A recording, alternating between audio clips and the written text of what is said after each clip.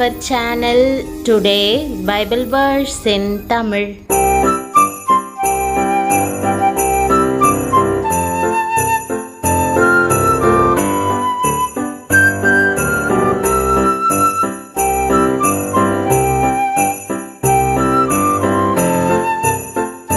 இன்றைய வசனம் 1 சாமுவேல் 7ஆம் அதிகாரம் 12ஆம் வசனம். கிறிஸ்துவுக்குள் பிரியமானவர்களே, நம்முடைய ஆண்டவரும் இரட்சகருமான இயேசு கிறிஸ்துவின் வல்லமையுள்ள நாமத்தில் உங்களை வாழ்த்துகிறேன். இயேசு உபத்திரவ காலத்தில் நமக்கு உறுதுணையான துணையாக, உதவி செய்யும் கண்மலையாக, எபனேசராக நம்முடன் நிற்கிறார். இம்மட்டும் நம்மை நடத்துவதற்கு அவர் உண்மையுள்ளவராய் இருக்கிறார். அப்பொழுது சாமுவேல் ஒரு கல்லை எடுத்து மிஸ்பாவுக்கும் சேனுக்கும் நடுவாக நிறுத்தி, இம்மட்டும் கர்த்தர் எங்களுக்கு உதவி செய்தார் என்று சொல்லி அதற்கு எபனேசர் என்று பெயரிட்டான் என்ற வசனத்தை இன்று நாம் தியானிப்போம். புதிய ஆண்டில் இருக்கும் நாமும் எபனேசர் என்று அறிக்கையிடுவோம். உண்மையாகவே ஆண்டவர் இதுவரை நமக்கு உதவி செய்திருக்கிறார். அவர் நமக்கு எபனேசராக இருக்கிறார். இஸ்ரவேல் ஜனங்கள் மிகவும் இக்கட்டான ஒரு சூழ்நிலையில் இருந்தபோது சாமுவேல் ஒரு கல்லை நிறுத்தினான். அவன் இஸ்ரவேல் ஜனங்கள் அனைவரையும் ஒன்றாக கூடி வேண்டுதல் செய்வதற்காக அழைத்தான். அந்த தருணத்தில் அவர்களுடைய விரோதிகளான பெலிஸ்தர்கள் அவர்களை தாக்கும்படி மகா பெரிய சேனையாக வந்தார்கள். நாமும் ஆண்டவரை ஜெபத்தில் தேடுவதற்கு நம் இருதயத்தையும் சிந்தையையும் நேராக்கும் போது அந்தகாரத்தின் வல்லமைகள், பொல்லாத ஜனங்கள், உபத்திரவங்கள் நமக்கு விரோதமாக எழும்புகின்றன அல்லவா? நான் ஜெபிக்கும் போது ஏன் தாக்குதல்கள் நடக்கின்றன என்று நீங்கள் திகைக்கலாம். பிரியமானவர்களே, அப்படிப்பட்ட சூழ்நிலைகளில்தான் தேவன் மகா பெரிய சத்துருவின் வல்லமையை காட்டிலும் தம்முடைய வல்லமை பெரிதா இருக்கிறதென்று வெளிப்படுத்துகிறார். ஜனங்கள் பயந்ததினால் விரோதிகளிடமிருந்து நாங்கள் காக்கப்படும்படி எங்களுக்காக வேண்டிக் கொள்ளும் என்று கூப்பிட்டார்கள். சாமுவேல் பயப்படாதிருங்கள் என்று சொல்லி பரிசுத்த ஆவியானவரை குறிக்கும் வண்ணம் தண்ணீரை ஊற்றி ஆவியில் ஜெபித்தான். அநேக வேளைகளில் சத்துரு நமக்கு விரோதமாக வரும்போது நாம் பலவீனமாக உணர்கிறோம், ஜெபிக்க இயலாமல் இருக்கிறோம். ஆனால் தேவன் நமக்காக பெருமூச்சுகளோடு வேண்டுதல் செய்யும்படி கிருபையாக தம்முடைய பரிசுத்த ஆவியை கொடுக்கிறார். பின்னர் சாமுவேல் ஒரு ஆட்டுக்குட்டியை பலியிட்டு அதன் இரத்தத்தை சிந்தினான். இன்றைக்கு நமக்காக இயேசு கிறிஸ்துவின் விலையேற பெற்ற இரத்தம் சிந்தப்பட்டிருக்கிறது. இறுதியில் சாமுவேல், கர்த்தாவே, நீரே எங்களுக்கு எபனேசராக, எங்கள் கண்மலையாக, எங்கள் மூளைக்கல்லாக இருக்கிறீர் என்று துதியின் அறிக்கையை ஏறெடுத்தான். அவன் அவ்வாறு துதித்து வேண்டிக் கொண்ட போது விரோதிகளுக்கு எதிராக தேவனுடைய வல்லமை பயங்கரமாக அசைவாடியது.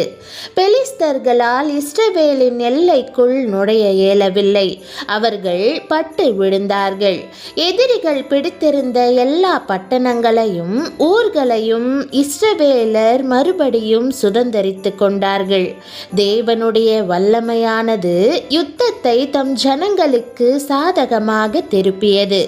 சாமுவேல் தன் கடைசி நாட்கள் மட்டும் தீர்க்க தரிசன அபிஷேகத்துடன் கர்த்தருக்கு ஊழியம் செய்தான். அதே ஜெயம் இன்றைக்கு உங்களுக்கு கிடைக்கும்.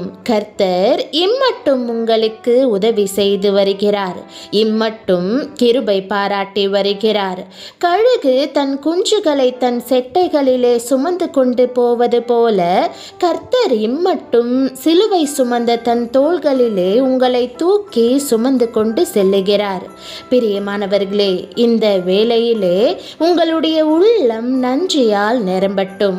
அன்று சாமுவேலின் உள்ளம் பொங்கினது. தேவனை பற்றிய துதியினாலும் மகிழ்ச்சியினாலும் இருதயம் களி கூர்ந்தது.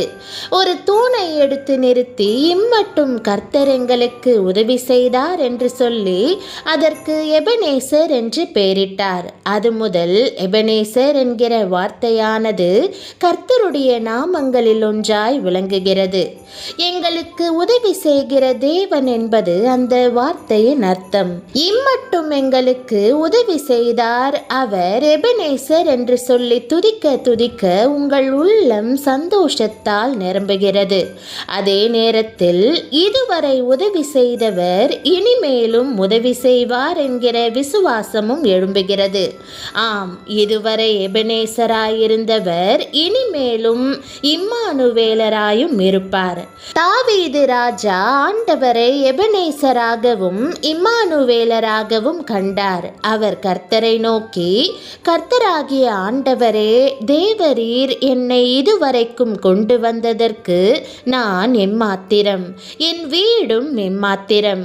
கர்த்தராகிய ஆண்டவரே, இது இன்னும் உம்முடைய பார்வைக்கு கொஞ்ச காரியமா இருக்கிறது என்று கர்த்தராகிய ஆண்டவராயிருக்கிற தேவரீர் உம்முடைய அடியானுடைய வீட்டை குறித்து வெகு தூரமாயிருக்கும் காலத்து செய்தியை மனுஷர் முறைமையாய் சொன்னீரே என்றார். தாவீது ராஜாவாய் உயர்ந்த போதிலும் கர்த்தர் அதுவரையிலும் தனக்கு எபனேசராயிருந்து வழிநடத்தின எல்லா பாதைகளையும் நினைவு கூர்ந்தார்.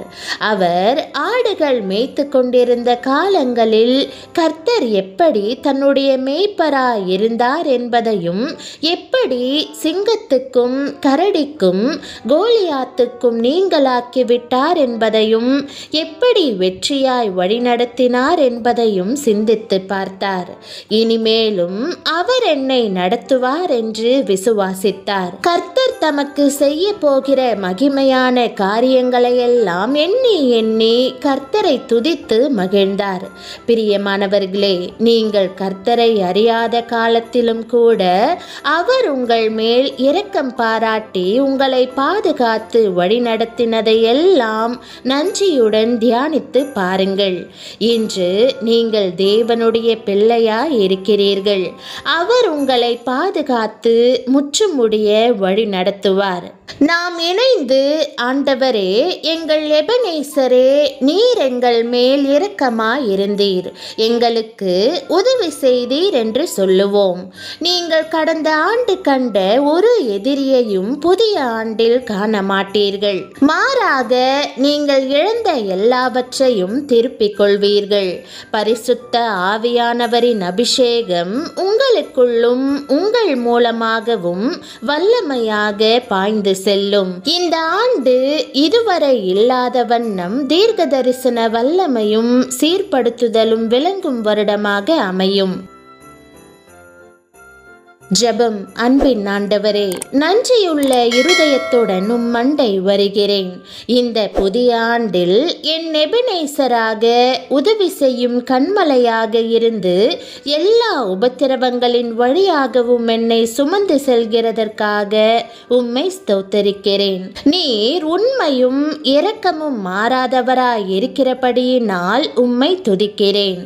ஆண்டவரே, சத்துரு எனக்கு விரோதமாக வரும்போது என்னை காக்கும்படி நீர் என் அருகில் நின்று எனக்கு ஜெயத்தை தந்தீர். நான் பலவீனமாக இருந்த போது உம்முடைய பரிசுத்த ஆவியை ஊற்றி என்னை பலப்படுத்தினீர். உம்முடைய வெளியேற பெற்ற இரத்தம் என்னை மூடி மீட்டு கொண்டது. இன்றைக்கு ஆண்டவர் இம்மட்டும் எனக்கு உதவி செய்தார் என்று அறிக்கையிடுகிறேன். பெரிதான ஆசீர்வாதங்களுள்ள புதிய ஆண்டுக்குள் என்னை நடத்தி செல்கிறீர் என்று நம்புகிறேன். இழந்தவை எல்லாவற்றையும் திரும்ப தந்தருளும். உம்முடைய அபிஷேகத்தினால் என்னை நிறைத்தருளும். உம்முடைய வல்லமை என் மூலமாக பயங்கரமாக பாய்ந்து சென்று உம்முடைய நாமத்திற்கு மகிமையை கொண்டு வரட்டும். உம்மில் நான் நிலைத்திருக்கும்படி என்னை வழிநடத்த வேண்டும் என்று இயேசுவின் நாமத்தில் ஜெபிக்கிறேன் நல்ல பிதாவே. ஆமேன். தேவனுடைய நாமம் மகிமைப்படுவதாக. ஆமேன்.